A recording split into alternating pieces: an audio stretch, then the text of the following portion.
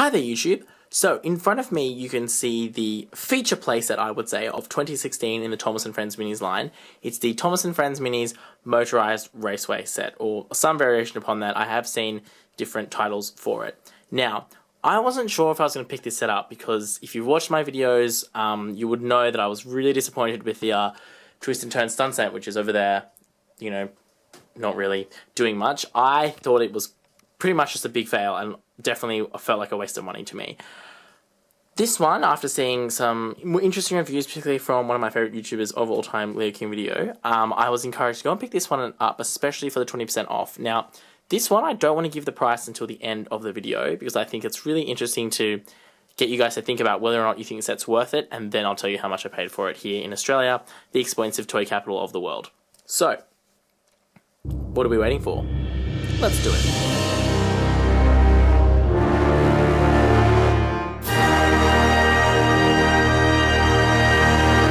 Now, you've already had a look at the front of the box, so I'm not going to spend a lot of time looking at this kind of stuff because I'm not sure how exciting people actually are by it. I just want to give you a quick look over the back. It's classic Thomas Minis packaging in that it uses the motif of the child playing, although it's on the white background as opposed to the house background, which they use for other sets. I still think the choice of minis here is somewhat curious. We'll talk about that in a moment, in that they chose Thomas and James, which is, I guess, a nice change.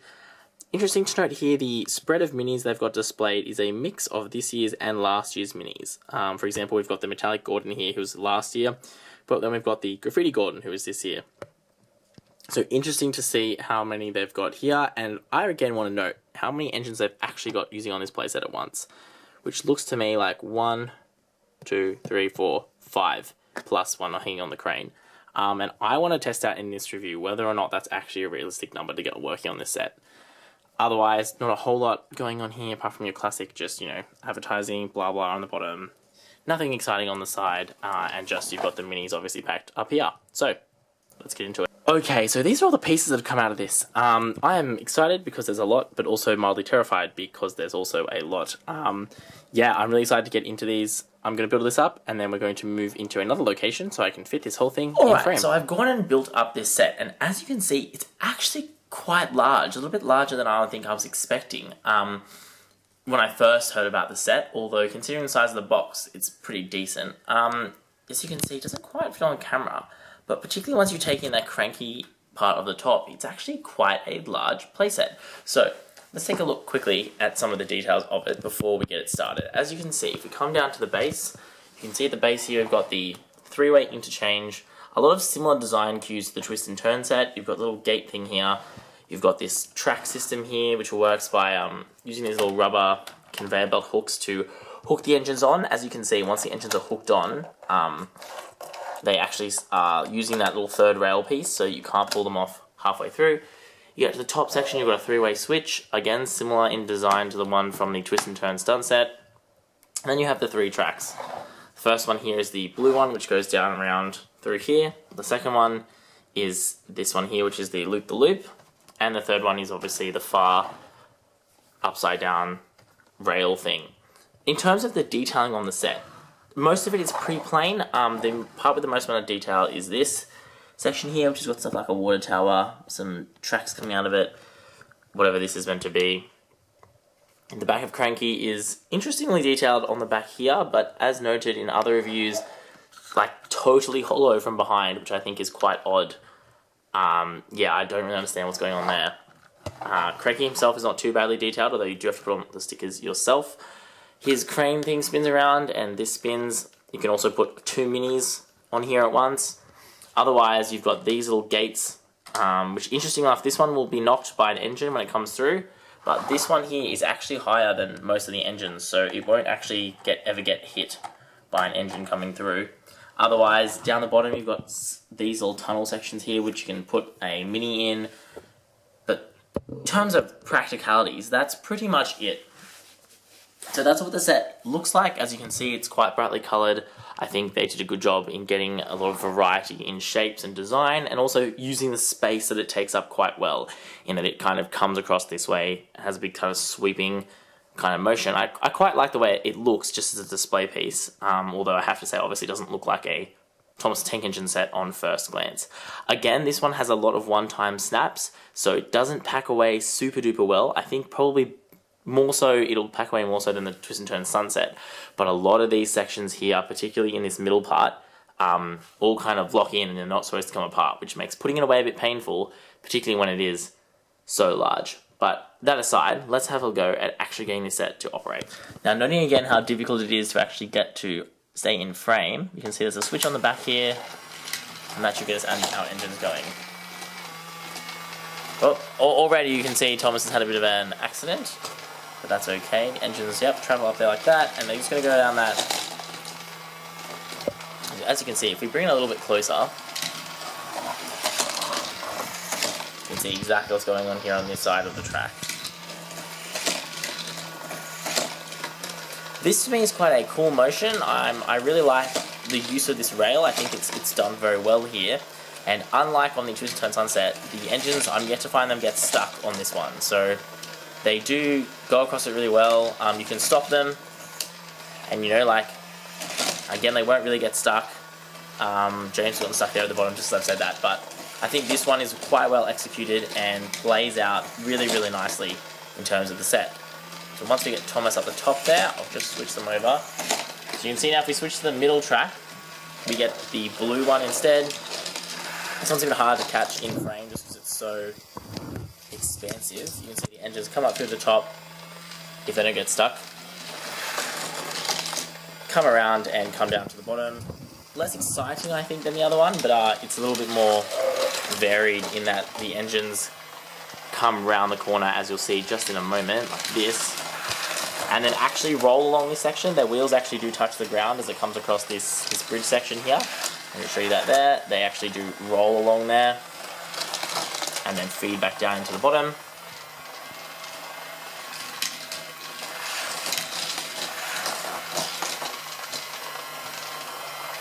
So that's essentially how that blue track there works. And then finally, we just have a switch over to the loop-the-loop. Okay, so I've switched on to the loop-the-loop. Here we go. You can see they go very, very quickly down that one. And again, very, very fast-paced. Now, the reason that some people have had issues with this loop section is, I'll show you with James. What actually happens is, unlike most, racing car sets, when the engines are in this section, you actually can't pull them out. So as you can see, I've stopped them because the wheels actually get caught by this little ridge here. As you can see, there's a little ridge, which is hard to see because it's all blue plastic, but there's a ridge here which traps the engines in it. And so if the engine comes in from a wrong angle, it takes and rides up on that ridge, and that's how you end up having a little smash on this section. So that's something to watch out for. So on the one hand, it's not necessarily a design fault, but the engines sometimes get stuck here. As you can see, they get stuck kind of going around the loop sometimes. It's more that I can see Mattel obviously wanted to try and make the engines less likely to crash, but in the process made it actually more likely that they crash, just in a different place to where you might expect. Alright, so there's a couple of issues with the play of this set as it is, before I add some more engines on. The first thing I think I need to say is that 2 engines really isn't sufficient, I don't think, to enjoy this set. I think, as you've probably gathered from the video we've just seen, there is a fair amount of time while we're waiting for the engines to get back up to the top, particularly because even though these track sections are much longer and more exciting than on other sets, and also in comparison to the height here, they're just really, really steep and quite exciting, so it's over very quickly. So I think this set really does need to have more than just 2 minis used with it. So I understand why Mattel only gave us 2, and I'm glad they gave us 2, not just 1, but I think equally 3 probably would have been good, particularly because, you know, we've got some exclusive engines. I don't know why they couldn't make a trifecta, include maybe an engine who hasn't got a lot of specials. I don't really know. I think that could have been something which could be improved. The next thing, and the really only other problem I've got, apart from, you know, the occasional hiccup operationally, is the way this switch works, to me, is quite problematic in that it's very, very stiff. So from here to here is fine, but to actually get it to lock in place is quite forceful. I'm not sure if you can see that on camera, but same here, like, I can't really do it with one hand. So what it means is that you can't be, you know, like, it makes it very difficult to use it one-handed, like, you know, to kind of have to grab the set awkwardly and push it around. But even here, you can see it's not very, you know, convenient way to do it. It's quite difficult to do. And the problem is that when you're playing with this, I imagine, and the way I would want to do it, is to be able to go like, you know, I'll send Thomas here, and I'll send Percy here, and James here, and Digit 10, and kind of be able to do this a bit. But because it's quite stiff, it's very awkward. Like, this is the best place I've found, which is here, to hold on to it while you're moving things around. But equally, if you're trying to feed engines on and that kind of stuff, you can't really use it one-handed. And I think that is a mistake because, like, you know, I understand that while they wanted to make sure it had a lock-in mechanism so that, you know, it didn't move around when the engines came through, it seems like they've kind of made it too tight to the point where it's quite difficult to move that switch, particularly from the middle position. Like, from the side to the middle is okay, but to move it from here, it's a lot of force, and to pull it back across is quite awkward, particularly, again, if you've got minis running at the same time. So I think this could probably do with some, if you want to sand down some of these little nodules up here that lock it in, that might be something to think about doing, just so you can get a little bit more play out of this without having to be, you know, straining over getting the engines to actually go down the track that you want them to. That aside, though, I think the play function of this is much, much better than on the Twist and Turn Sunset, and you can see I think the motorized thing just takes away a lot of the problems I had with the Twist and Turn Sunset, and it's actually not too loud or too, you know, gets in the way or anything, so I think that's done quite well, so I congratulate Mattel on that. Now, let's add some more engines and see if it's more fun. So I've now got 5 engines running on here. I've just added Classics Bill, Classics Edward, and Toby. And you can see that they do kind of get stuck on this interchange sometimes. It's not super duper consistent, and I'm not totally sure why. They're kind of working now, but they were particularly at the start getting very, very stuck on this section here. So I'm wondering, yeah, there you go, you can see they, I mean, it's not a problem per se, because they seem to kind of, yeah, sort themselves out. But otherwise, you can see this is far more exciting because you've got almost a constant stream of minis going down as the other ones work their ways up to the top, assuming that it all works together.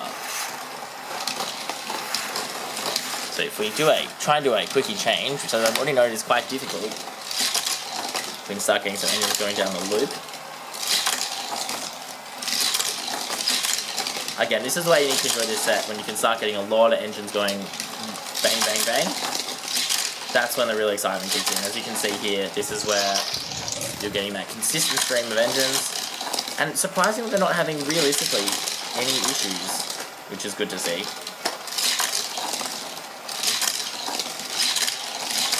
Let's see if we add in one more mini, what's going to happen.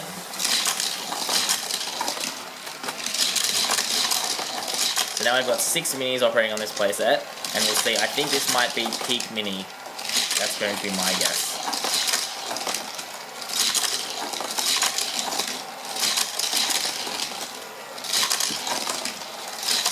Again, so far so good. It seems to be handling them pretty well. Let's just up the ante a little bit and move it back onto that middle track. Oop, I've killed Edward in the process. My bad. Apologies, everyone. You can see again, they're getting a little bit stuck.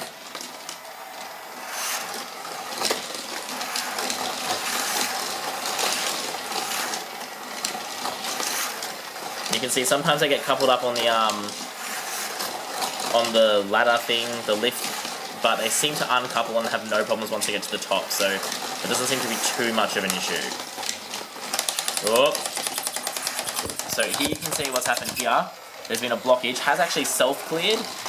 They don't always do that, but as you can see, this is the problem you get when you have a lot of minis on here at once. I'm going to rotate this around so we can get another side view of the set operating. So if we move this switch over and try out that third track, again you can see this tightness has made that quite difficult to do. This is, I think, where we might start having an issue.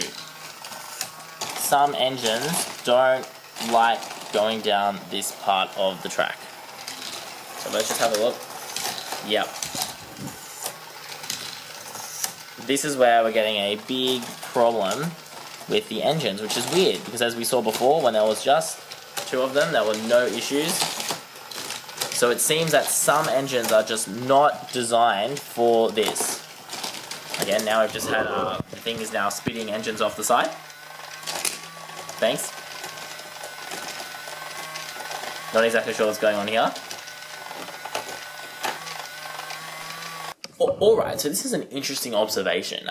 It seems that while the normal Thomas, the special Thomas that came with this set, I'll just show and demonstrate right now, has no issues. Again, we can see the James from this set has no issues. But the James from last year, the classic James, theoretically they're same mold, although equally all the engines share the same undercarriage. So let's just take a look. Doesn't quite do it as easily. Let's just have another go.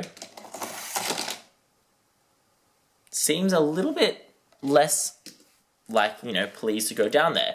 If we sub in our Ben, totally stuck. So I'm not exactly sure what's going on with the tolerances here. I'm wondering if it's something to do with the fact that last year's engines are fitted differently. I know they have moved production to China now, I believe. Yeah, so this James here, the one that came with this set, which I'll look at in a moment, is from China. This one here is from Thailand. So I'm wondering if in the changing of production country, they've actually slightly rejigged this section in here and the way that these wheels actually come together, because they do seem to work not quite as well on this section of track. And I think that would also explain the issue that we were having in there at the start as well. So, again, you've got this slight issue where the set itself seems to work okay, but when you add other engines, which I think, as we just saw, was much more exciting, there was a lot more going on, much more interesting, it started to gum up a little bit and not play super nice. So that's something we want to think about. Otherwise, though, hopefully I've shown you some nice footage of this set in action. You can get an idea of what all these different bits look like. I think 6 or 7 is the max amount of engines you're going to get on there. Any more than that, and it's going to get a little bit messy. But otherwise, that is the twist and turns stunt. So otherwise, that is the play factor of the Motorised Raceway set for Thomas & Friends Minis 2016. Now we're going to take a look at the actual minis that came with this set, and then some final thoughts.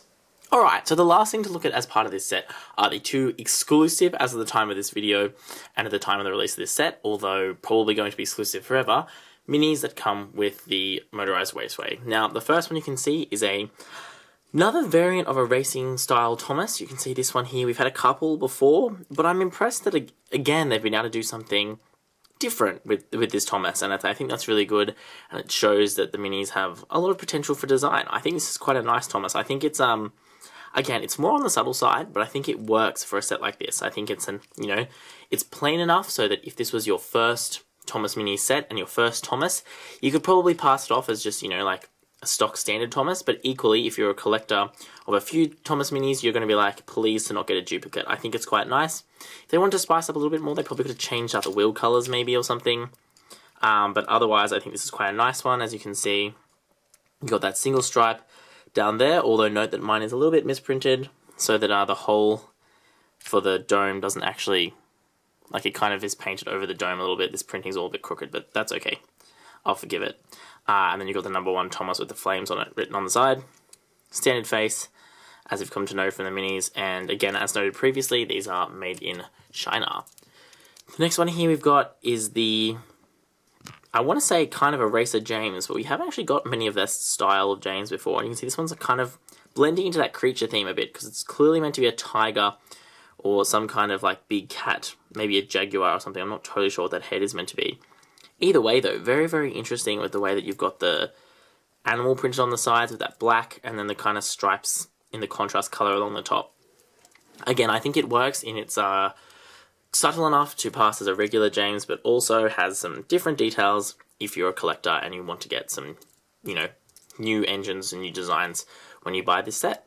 So I think both of these are quite appropriate minis for this set. I don't think they're incredible. They're definitely not the best ones that we've seen by any means, but I think they're definitely appropriate for this set. So, now we've talked about that, final thoughts on the Motorised Raceway. Alright, so what do I think overall of this toy train set? I think that this is a mild improvement on the original concept that we had from the Twist and Turn set.